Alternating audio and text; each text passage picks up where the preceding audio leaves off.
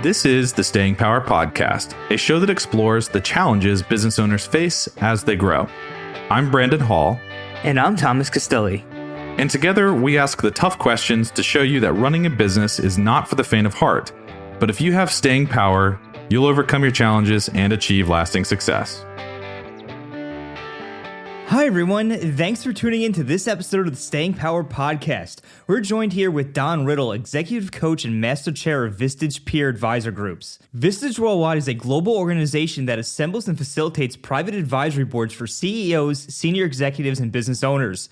Vistage and its affiliates have over 23,000 members in 20 countries, representing the world's leading chief executive coaching organization. Their members are more successful than their competitors and on average grow at 2.2 times the rate of average US companies. In today's episode, we discuss Don's philosophy on how no one changes until the pain of staying the same becomes greater than the pain of change, the power of asking questions, and the importance of emotional intelligence when managing relationships, and so much more. But before we dive right in, we do want to announce that the Staying Power Podcast will be officially moving from a weekly show to a monthly show in order to deliver only the highest quality content to our listeners. Thank you for tuning in, enjoy the episode, and happy holidays. Don, thanks so much for taking time to come on the show today. Would you be able to give our listeners a little information on your background? Sure, Thomas. I have a what a lot of people would consider an eclectic background. I played basketball in college, went right into coaching high school basketball, did that for a number of years, and then was invited by a family friend to work in the restaurant business, which I did for 11 years. Came out of that, started my own human resources consulting business, did that for 11 years. And I sold that business and went off to run a statewide charter school, an independent study charter school.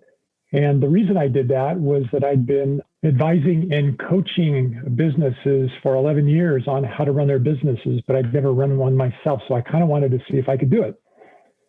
And all the things that I thought would work actually did work. During that time, I joined an organization called Vistage. It was called Tech at the time, and it was recommended to me by one of my consulting clients. It's a CEO organization, and that was a life-changing experience for me. That's when I really started to learn about the real world and learn about business, and I was surrounded by really smart people who knew a lot more about life and business than I did. And that's when my personal growth really started to take off. And then when I left the charter school, I became a Vistage chair, which is the person who builds and facilitates Vistage groups. So I've been doing that now for about 18 years, and that's part of my business.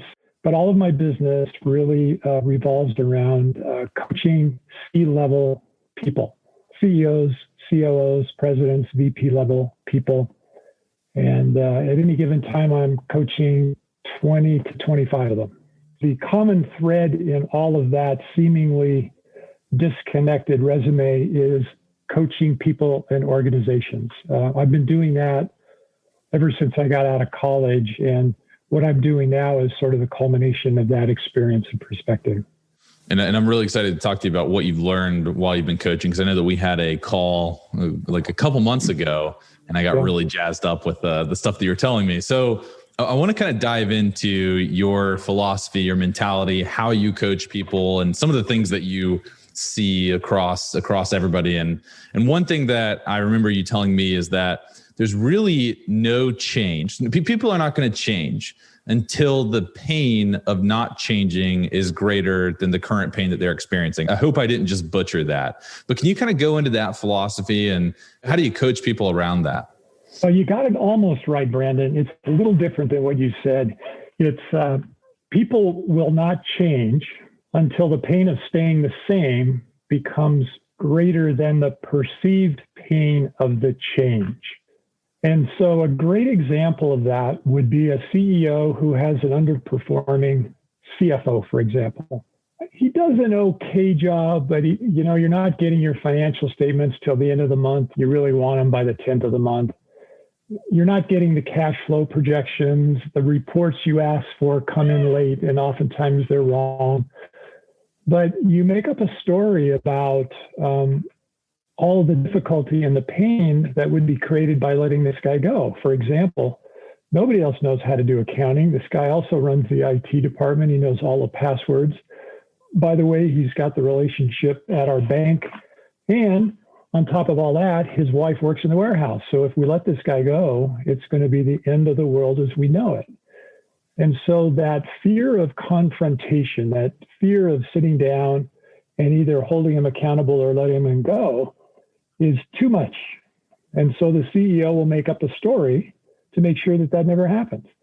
So as a coach, I can work on both sides, either side or both sides of that formula. So if I work on the first side of it, which is the pain in the moment, typically they're in denial. They have their head in the sand. So I might say, so Brandon, if you don't resolve this problem with your CFO, what impact is that going to have on you personally over the next 3 to 6 months?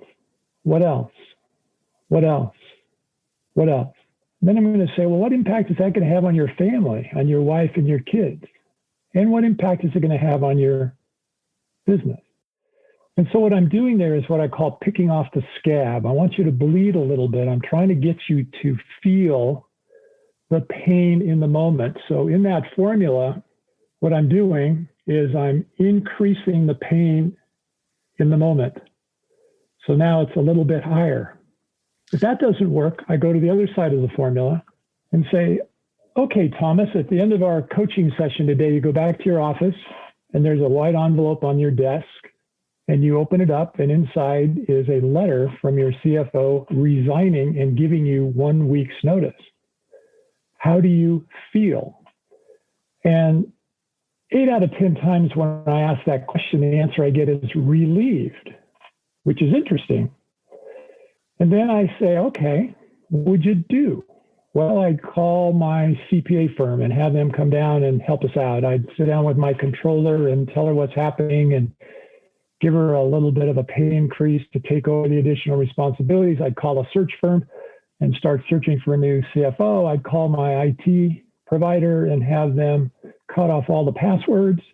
I'd call the bank, make an appointment with our contact there, and blah, blah, blah, blah, blah. They say, wait a minute. 5 minutes ago was the end of the world as we know it, and you just rattled off 5 or 6 things that you would do. What happened? Well, what happened is I turned them around and I forced them to face the fear. And you notice when I talk about that formula, I put the emphasis on the perceived fear of the change. And so I'm attacking the perception. Now, there could be something that's real in there. And if there is, we can now focus on that and address it. But 9 times out of 10, it's just a story. So it's a very powerful formula. It's one of the bedrocks of my coaching practice. And whenever anybody is paralyzed and not making a change that seems so obvious, you can apply that formula and figure it out pretty quickly. And I think, anecdotally over the last 18 years, that formula has been 100% accurate for me. It's uncanny how accurate it is. That's fascinating. Yeah. And so you coach Jeff Russell, who's my coach. And I remember calling him at the beginning of the pandemic and I was freaking out because I've never run a business through any sort of challenging economic times. And I call him freaking out. And he did almost exactly what you just did there. And I'm going to butcher it, but it's something along the lines of, okay, but let's play this out. Well, let's assume that your business does go bankrupt next month. What are you going to do? And I was like, well, I guess I would probably become a real estate agent because I know that it's super easy to, it's not super easy to be a real estate agent, guys. But in my experience, I think it's relatively easy to get to, like $80, $90, $100,000 being a real estate agent, especially in the Raleigh market. So like, that's what I would do. He's like, cool. Why are you worrying then? I was like, okay. But it just took the edge off a little bit, made me realize, all right, I've built it up in my head to be this huge, big like blocker. And this is all I'm thinking about today. And it just allows you to kind of deflate it a little bit and realize, look, worst case, life's going to go on. We're still all going to be fine. Not a big deal. Let's move on. Let's create a plan. And so that was his next thing. He's like, okay, what we need to do though is we need to sit down. We need to create an action plan. If your revenues drop to X, then you need to do Y thing. If your revenues drop again, then you need to do Z thing. And that could be cutting technology. It could be cutting payroll. It could be cutting benefits. And it was a really interesting conversation. I came out of the conversation feeling like, even though this awful thing was going on outside, that I had control, which is very weird. You feel like you don't have control with these outside market factors, but I don't know. I almost felt like it was as easy as sitting down and just making a plan. And then I just felt like I had control again. So, yeah. And what's interesting about that interaction you had with Jeff, by the way, I've been coaching Jeff for more than 10 years, and he's an extremely gifted guy. He's very gifted in coaching himself. Yeah. And I have to say that I've learned as much or more from him than he's learned from me over the years. But what he did very skillfully there is he didn't tell you it would be okay. He asked you questions and you came to that conclusion on your own. And the question I often ask is, Brandon, what's the worst thing you could make up in your mind that could happen as a result of COVID-19? And then what would you do about it? And you know the answer to that, to both questions. And so he did a good job of not giving you the answer. He asked you the question, you came up with it on your own, which is powerful. Yeah. How can managers, how can CEOs, how can leadership teams use this whole conversation around pain and perceived pain? How can we use this to coach our teams and to coach our staff into overcoming their perceived challenges? Because sometimes we'll talk to our staff, and so sometimes I can't even resonate with their perception because I'm like, I feel like I conquered that challenge a long time ago. So it's like trying to dial it all the way back, but I want to help them grow. I want to help them overcome it because I know it can be done. Literally it's that saying, anything you put your mind to, you can accomplish, which is so true in life. What questions can we ask? What's the science behind it? I know there's an art and a science, but what steps can we almost follow to help elevate people or help them self-realize that they're more than capable of getting stuff done? Well, the first thing I think is how you show up in front of people. And another one of the bedrock principles of my coaching practice is based on the hero's journey. And in the hero's journey, you have a hero, a victim, and a guide. And it's very tempting for me as a coach, and even maybe more so tempting for you guys as managers and leaders in your company to want to be the hero. And the hero comes in and saves the world, slays the dragon, answers the question, and fixes the problem. And the temptation is that feels really good. And people like it when you do that. And they think you're really smart and you get pats on the back and you get a lot of recognition. But it's not really very effective for the person that you're dealing with. And so one of my mantras is I always want you to be the hero in your own story. And now you're a CPA firm, and so you guys are consultants, and a lot of what you sell are answers. And so if I have an accounting problem, you come in and fix that for me. It's perfectly appropriate for you to be the hero. That's what I'm looking for. I have no idea what to do. But in a employer-employee relationship and a coaching relationship, we're way more effective by asking questions and being curious and listening for what's said and what's not said. And so I'm trying to think of a good example, but if you've got a new accounting software that you're rolling out across the company, I know that Jeff Russell went through this over the last 2 years, and it's been a Herculean task. It's really difficult because you've got long-term employees that it took them a long time to learn what you had, and now they got to learn something new. And so instead of jumping right in and saying, no, don't do it that way, do it this way, say, what are you having trouble with? And what do you want to do about it?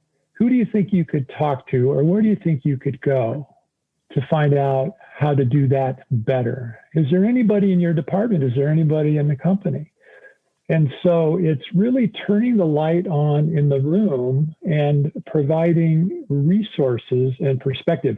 My belief is that most people know the answers. Now, that doesn't apply to accounting and some high-level consulting relationships, but just in terms of day-to-day coming and going, we know what we're supposed to do. But we get so deep in the weeds and we get so scared and we get so distracted that we lose track of that. So a coach or a manager can come along, turn on the lights in the room and point to the door and say, don't worry, the door's right there. Just open it up and walk through it and you'll be right where you want to go. So thinking about the hero's journey is a very, every movie you ever see is kind of built on that concept of the hero's journey. Does that make sense? Yeah, absolutely. And I think it's, I personally struggle with this concept. I mean, I think I'm okay at kind of coaching our staff and bringing people up and really getting them to think through it. But oftentimes, like, I'll go into a conversation knowing the exact direction that I want it to go. I know the solution. And it can get really frustrating when the other person doesn't get there. And so sometimes I feel like I just have to okay, well, we're going this way. I don't care what you think, and I know that that's not the best thing. And so I guess Tom, I see you coming off mute. I know that you're probably going to chime in here too. I'll let you chime in and then I'll ask my question. well, I mean, from my experience, I've read a book, Harvard Business Review, leadership. One of their things was the 6 leadership styles. One of them is the style that you just said, where someone comes to the conclusion themselves. I've found personally, just doing this, and I'm, maybe still on the rookie end of the spectrum here, is that sometimes that's not always the most appropriate leadership style to take in all situations. Sometimes you do have to use that coercive style, which is what you just said, which is the dictator style, because, sometimes people will not just come to that conclusion themselves. You just have to say, no, you know what, here's the way we're going to do it because it works. And here's why. That's just my experience though. Here's a question for you, Don. Why is it important to have these conversations with your staff to help them self-realize a lot of this stuff on their own, like almost have it be their own idea? Well, why is it important to ask them these questions versus simply saying, we're going to do it this way and you're either on board or you're not? Well, as a business owner, you can only grow your business in relation to the quality of the people you surround yourself with. And I call it the Snow White and the Seven Dwarfs syndrome. Those CEOs that, run around playing whack-a-mole all day long, telling everybody what to do. And those CEOs hit the wall very quickly and they don't grow and they wonder why. And so the word empower is what you're looking for, I think, is that the more you can empower your employees, allow them to make non-fatal mistakes, to learn and grow from those mistakes, you'll be able to grow a lot faster. I also want to go back to the different styles of management that Thomas brought up. As a leader, as a CEO, as an owner of a company, you wear a lot of hats. You can be a dictator, you can be a coach, you can be a mentor, and all 3 are appropriate sometimes. And so one of the keys is for you to be crystal clear about what the appropriate role for you to play is, and then play that role well. And so every once in a while, when I'm coaching, I will say, Brandon, I'm going to take off my coaching hat for a minute and I'm going to be a consultant because I know a lot about this. Now I'm going to put my coaching hat back on. Or I'm going to take off my coaching hat and, if you say to me, Don, I don't want any more of your questions, just tell me what to do. I hear that all the time. And I say, that's not, that's above my pay grade. You don't pay me enough to answer those kind of questions. Yeah, I try all of that. If you keep persisting, I'll say, okay, Brandon, I'm going to take off my coaching hat and I'm going to be your mentor for a minute. About 10 years ago, I went through a very similar set of circumstances, and these are some of the things I did. So now that's mentoring. I'm sharing my experience with you. Consulting is I'm giving you my expertise, my knowledge, and coaching is I'm just asking a bunch of questions. So it's having all 3 of those tools in your toolkit and knowing the right time to use them. That's the key. Don't try to wear one hat all the time because it doesn't work that way. Love the philosophy on coaching, consulting, and mentoring. And I'm going to have to use that whenever I'm talking to staff in the future too. When we spoke originally, you talked about emotional intelligence and you had a really good story about where you were and where you're at today with emotional intelligence. But you said something really interesting to me that I want to talk about now. You said that emotional intelligence is a skill, just like any other skill that you can work on and improve. When did you realize you didn't have emotional intelligence, and what do you do to work on it? I can write a book about that, but I'll try to be concise. I grew up in a family. My dad was a world-class surgeon. In fact, he pioneered pediatric kidney transplants on the West Coast, and he was somewhat of an icon. And so what I learned is surgeons have to control their emotions so that they can be at their best when they're in the operating room dealing with life and death situations. The problem is when they come home, they don't change that much. And so I grew up, I wouldn't say emotionally deprived, but there wasn't a lot of feelings expressed. There wasn't a lot of opportunity to be that way. And so I learned early on to suppress my emotions. And I grew up in that kind of an environment. And my wife at the time grew up in a very similar environment. And so neither one of us saw conflict in our families, which we thought was a good thing. But we later found out that it was just two people that were far enough apart that the conflict never got out of control.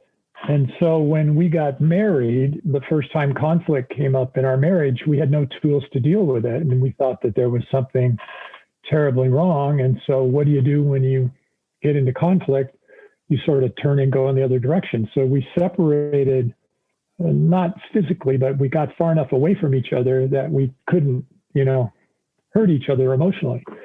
And we were married almost 20 years in that kind of relationship. We were friends.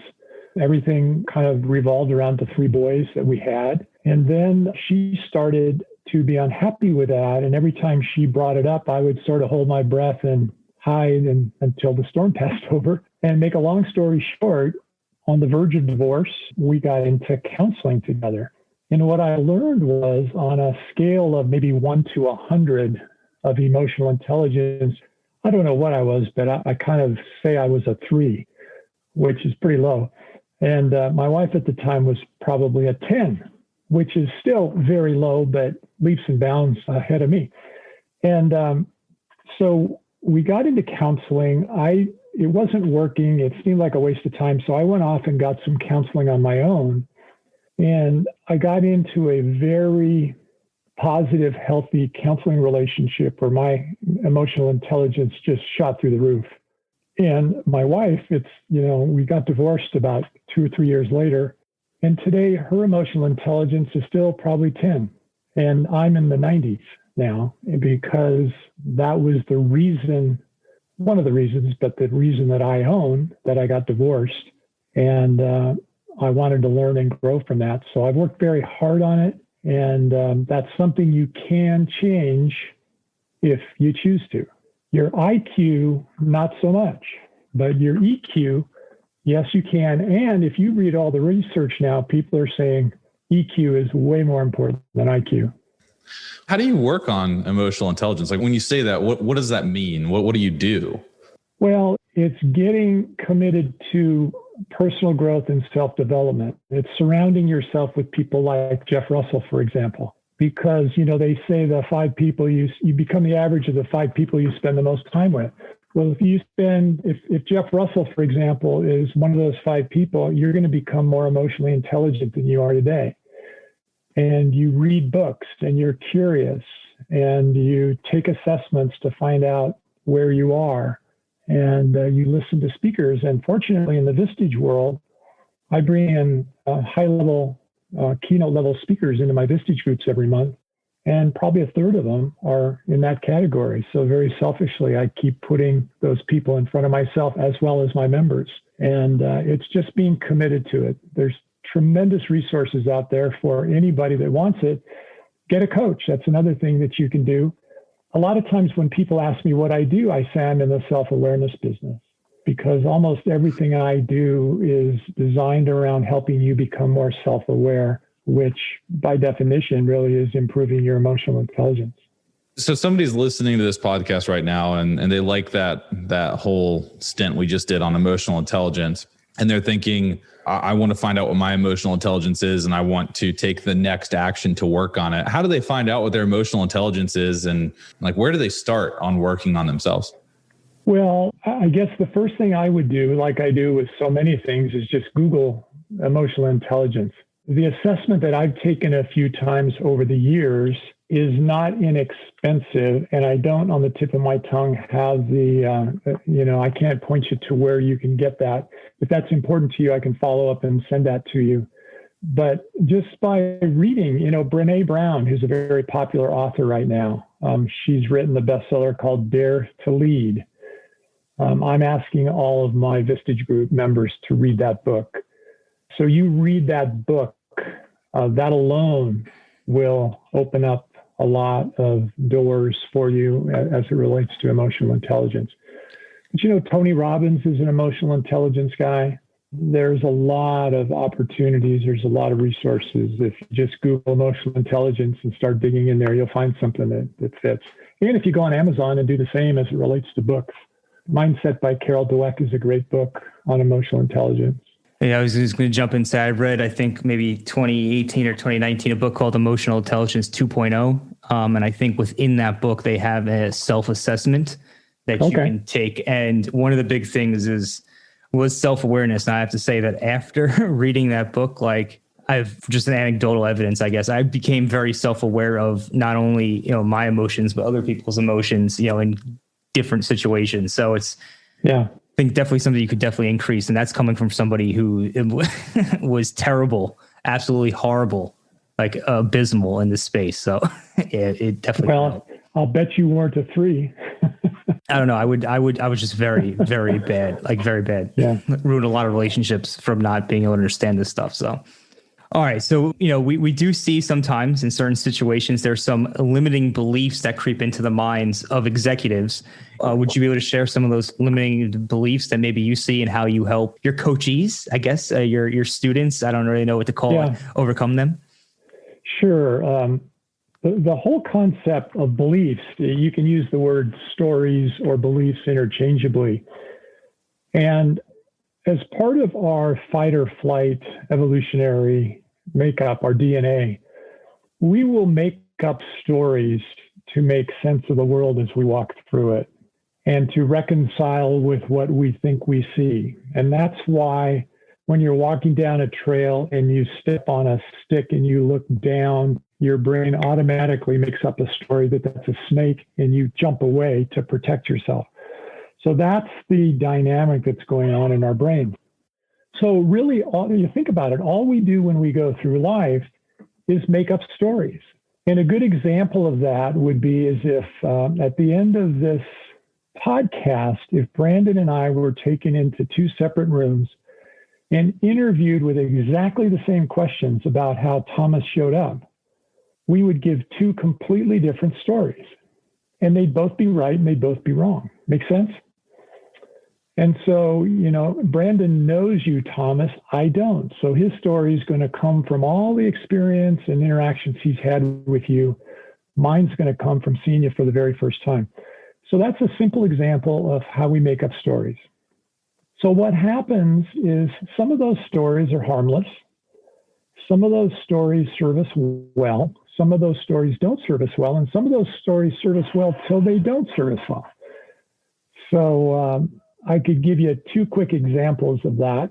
I started coaching a guy in his early 40s about 2 months ago. And the first time I met with him in his backyard because of COVID. And as we walked around the side of the house into the backyard, he spent 10 minutes showing me this very expensive, world-class construction project that was just being cleaned up and finished, where he built an infinity pool, a wine cellar, a cigar room, and all kinds of other stuff. And his throwaway line as we went onto the patio to sit down was, I may have overdone it a little bit. Well, as part of my listening skill, I heard that and I acknowledged it, but it didn't make sense to me, but I didn't forget it. So we sit down, and within the first 20 minutes, it's perfectly clear that this guy's depressed, he's anxious, he's not sleeping, He's unhappy. He's just out of sorts. And this is a guy that's making $2 million a year. At the end of last year, he got a $2 million bonus as part of a liquidation event. He lives in a $3 million house. He's got a beautiful wife, 3 great kids. Life is good. And so I asked him this question. Can you think of a time when you were younger, when you were either rewarded or punished for success or lack of success? And he thought about it for a few minutes, and he came up with 2 or 3 stories about how he struck out in a Little League game and his father just berated him. And when his grandmother asked him what he wanted to do when he grew up, he said, I want to either go into finance or be a teacher. And she laughed at him because he wanted to be a teacher and that he couldn't make any money being a teacher. And how his mother always wanted to know how much money he was making. And it made him uncomfortable. And so I went through this process of, I took out a blank piece of paper and I wrote down this phrase: in order to blank, comma, I must blank, period. In order to blank, comma, I must blank, period. Turned the paper around, slid it across the table, handed him the pen, and I said, fill in the blanks.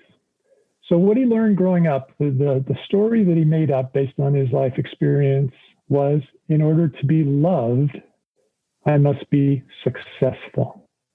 So does that tell you everything you need to know about why making $2 million a year, he's depressed, anxious, and unhappy all the time? Does that make sense?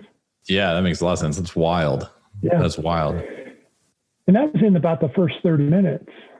And as part of that, I said, so the insidious thing about a self-limiting belief is that it works. And his mother and his dad and his grandmother, they all doted on him. And he felt loved. But now all of a sudden, as a 40-year-old man, he's chasing this word success. And think about it. What is success? It's in the eye of the beholder, right? And there's, okay, so I'm making $2 million a year. The guy next door to me is making 3. And now I'm making 3, and the guy on the other side next door is making 4. And so you never get there. And so just like that, I was able to zero on it. And he said to me, I've been in therapy for 20 years and nobody ever asked me that question. And nobody ever got to that. And then I said, you remember when we walked in here and you said, maybe you overdid it on this construction project? And he goes, yeah, I remember. Now you know why.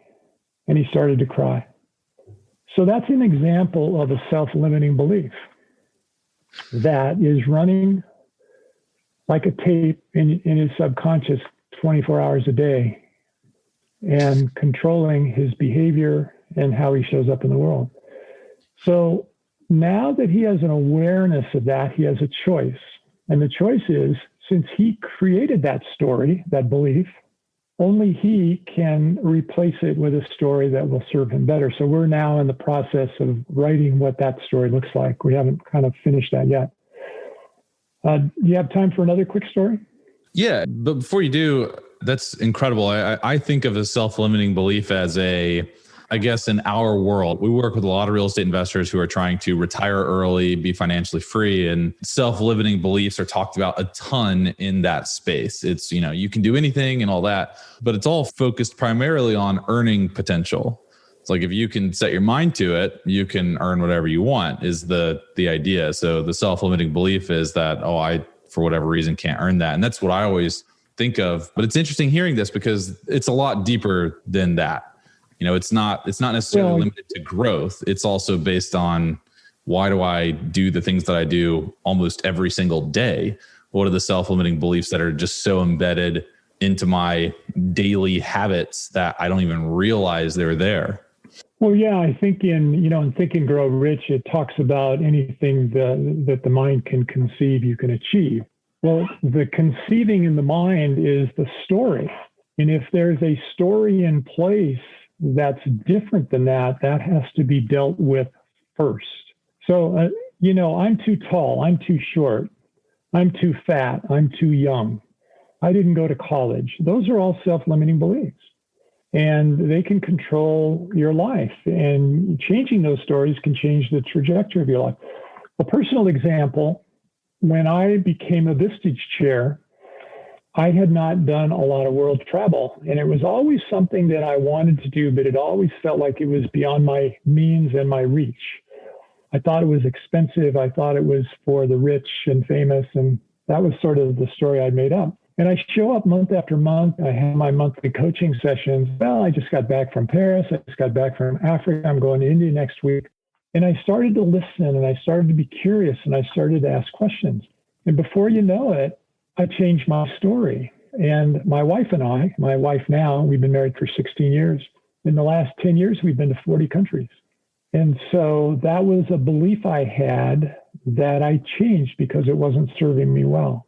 If I could just jump in, I was going to say, I'm wondering if that's why, all these, medications for depression, all this stuff doesn't actually work, because it's just addressing the symptoms of really an underlying issue, which is the stories that's going on in somebody's mind. So someone's maybe depressed because of the self-limiting beliefs that they have because of the stories they're telling themselves.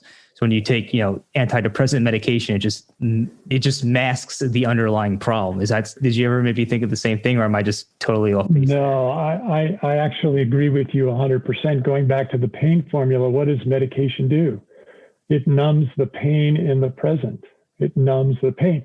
And, you brought up that sort of idea, are we just treating the symptom? One of the questions I ask a lot in coaching is, Thomas, is what you just described a symptom of a problem, or is it a problem? And most of the things that are brought up as problems are symptoms of a problem. I love that. I'm 100% stealing that. I'm going to ask Tom that daily. Yeah. Is this a symptom, Tom? Yeah, or is this the actual problem? And for everybody who's listening, I'm not on any type of medication. I know people who are, and I've often asked that question. I'm like, wait a second. To me, if you just, put yourself in a bunch of medication, you're not ever really treating the core underlying issue, which is probably the true reason of your depression. The medication just makes you feel better for a period of time. I agree. I also, I've seen it play out, and I think it's a lot easier said than done. So how do you, I mean, Don, I'm sure that I was going to ask you, does everybody have self-limiting beliefs? I'm assuming the answer is yes. So how do you figure out that you have it's almost the self-awareness journey that you were kind of talking about throughout this podcast. Like, how do you become more self-aware, or so objectively self-aware that you realize I've got these self-limiting beliefs, and how do you start to change the story? Well, the first thing I would say is becoming aware that dynamic is present in all of us. Every one of us has hundreds, thousands of self-limiting beliefs, and they show up every day. However, most of them are harmless. And one of the dirty little secrets about coaching, because I'm not emotionally attached to anything going on in your life, I can look through the window into your life and see things that you'll never see. And so you think I'm brilliant, and really, yeah, I'm good at what I do, but a lot of it is just that I'm objective and I'm not emotionally attached. And so I can see it. And so if I can point it out to you, so now you see it, that empowers you to address it. But I think the real answer is this is not something you can easily do by yourself. And so you can have a coach that does that. I worked with a guy, and I think I told you this story when we first talked, Brandon. I worked with a guy for the better part of a year before I could figure out what his self-limiting belief was. And I'm good at it. And so having a coach, also surrounding yourself with people who you trust and have open relationship with in terms of honesty and wanting to grow together, and giving them permission to possibly point out one of the questions I'll ask my wife every once in a while is, so how do you know that that's so? How do you know that that's so? I could never do this. Well, how do you know that that's so? How do you know that that's so? Yeah. Like true? How do you know that's true? Yeah. And then they have to stop, and they have to really think about it and say, oh, well, maybe it's not true. Or what if it wasn't true? What would you do differently? And, that's coaching. And it's very hard to do that on your own. I can do that every once in a while on my own, but as good as I am at seeing all those things in you guys, it's always harder to see it in yourself. So are you like amazing at Thanksgiving dinner election conversations? Well, how do you know it's true? I'm just kidding. We don't have to go down that road. Yeah, I pretty much keep my mouth shut. Yeah.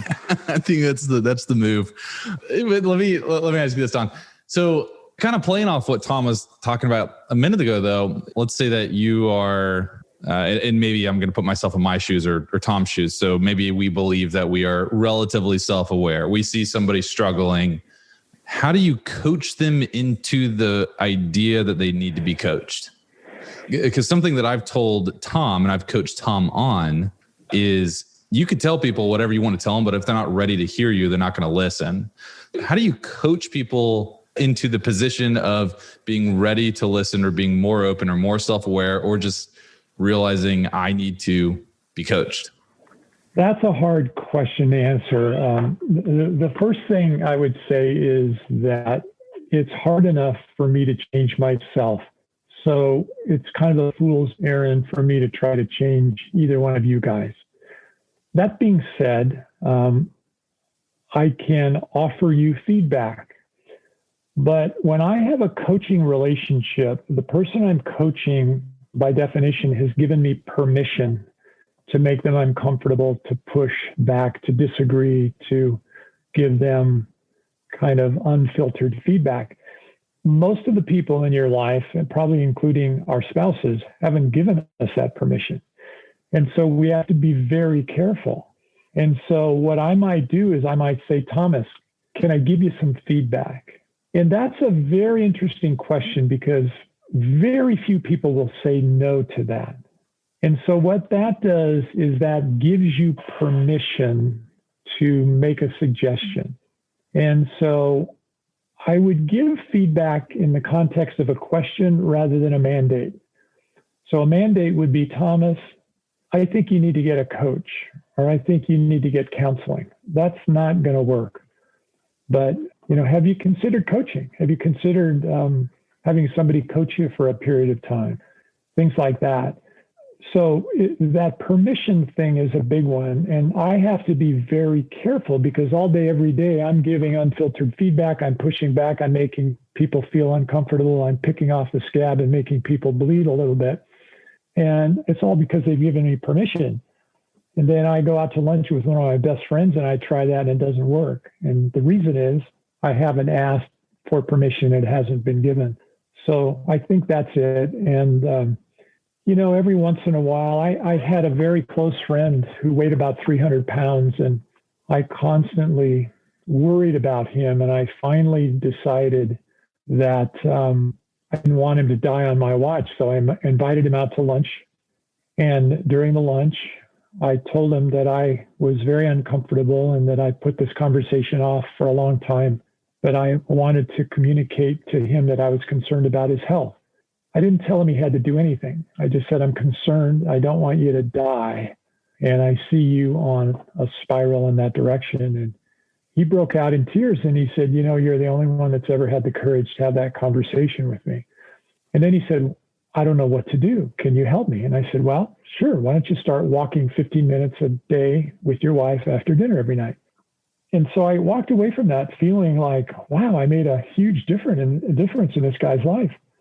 Within 2 weeks, he stopped doing it. And I started to worry about it again. And then I had read a very impactful book called Younger Next Year, which is a terrific book. It's based on the premise that the good news is we're all going to live to be 100 years old. The bad news is most of us will be in walkers, wheelchairs, and homebound. And the book is about how do you get younger every year and be healthy until the day you die, basically. And so I bought that book and I went by his office one day and I just left it on his desk with my card on it and a note. A week later, he called me and he said, hey, Don, my wife and I are driving to San Francisco and thanks so much for the book. And while I'm driving, my wife's reading. And when she drives, I'm reading. And we're going to read the whole book on the way to San Francisco. And I'm thinking, all right, I made an impact. Never did anything. That was it. So based on those two experiences, I just let go. I continue to love him, accept him the way he is. And I've let go of the idea that I have any ability to change him. And someday, maybe he'll come back to me and say, I need your help. But until he does, I'm not going to go there again. So that's sort of the unvarnished truth about most of those efforts. Now, if it's an employee, I could say, Brandon, your performance is lagging behind the rest of the office. And that if it's important for you to keep your job here, you're going to have to get better at Excel. And I can send you to an Excel class. I can have, Mary spend a half hour every morning teaching you what she knows about Excel. Is that something you want to do? And if the person says no, they're being the hero in their own story. And what they're saying is, I probably don't want to work here anymore. So it's a tricky one. It's something you got to kind of have to sneak up on. And people don't change even when they want to change because of that pain formula. And so trying to get somebody to change who doesn't want to change, if you figure that one out, there's you can shut down your firm and do public speaking the rest of your life and make millions of dollars. That's interesting, because I was just about to ask you, why wasn't your friend motivated to continue? And I think you just answered it. It's the pain formula. It's just that the pain, I'm going to butcher it again, but the pain today is less than the perceived pain of change. Bingo. So there was no, man, I can apply that to my life too. You got to jack up the pain. You got to jack up the pain now and make them feel it. Well, and that's what I call, Thomas, that's what I call picking off the scab. When we were in grammar school, there was always a kid who would go around picking off scabs, and everybody hated that guy. But that's what I do and I never had that opportunity with this guy to say, if your weight continues to grow and your health continues on the trajectory that you are, what impact is that going to have on you, on your wife, and on your daughter? And I guarantee you, I could have had him in a puddle of tears within about 5 minutes by asking that sequence of questions. And I ask the question, and you give me a brief answer, and then I say, what else? What else? What else? Until there's nothing else. But I didn't have permission to do that, and so I have not done that. And that's the key. And unfortunately, that's a very important part of coaching, is you have to have permission. And when I have permission, I know I'm getting paid to make you uncomfortable. And so I will typically err on the side of pushing too hard than err on the side of not pushing hard enough. And in almost 20 years, nobody's ever left me as a coach because I push too hard. But with employees, it's different. You don't have that same permission. What if they give you the permission? Well, then you can do it. But I would keep sneaking up on it. I'd say, are you sure? Are you ready for this feedback? Do you want more feedback? You keep testing that theory. Yeah, you want to pump the brakes a little bit or tap the gas. Yeah. I don't know what the word I'm looking for. But anyway, I know that we're coming up on time here, so we want to thank you so much for taking the time to come on the show today. I know that I'm going to play this one back a handful of times at least. Probably put in my favorites. Before we go, is there any parting words you want to leave us with, or anything you want to anything you want to share with our audience? Well, yeah, I think that the key to a lot of our relationships is just to shut up and listen and be curious. And if you do those two things consistently, you'll get a lot more access to your own, increase your own self-awareness and get a lot more access to the people around you. But thanks, guys. I appreciate the time. It's always fun to talk about what I do and some of the techniques I use, and I appreciate that opportunity. Absolutely. So we'll go ahead and drop Don's links into the show notes below for everybody who's listening. And thanks again for coming on the show today. Thank you. Thanks for listening. If you enjoyed the show, leave us a review on iTunes and share the show with other business owners who may be facing their own growth challenges. And if you own a professional services firm, consider joining our private community. The Staying Power Collective is a community where owners of accounting, law, and consulting firms discuss best practices for running and growing virtual businesses. You'll get access to our Slack group, and you'll have a Zoom meeting once a month with a small group of other firm owners. To apply for the group, head on over to www.stayingpowercollective.com and fill out the brief form. And if you have suggestions for future topics or guests, or if you have general questions or feedback, send us an email at contact@stayingpowercollective.com. Thanks so much for listening, and have a great rest of your week.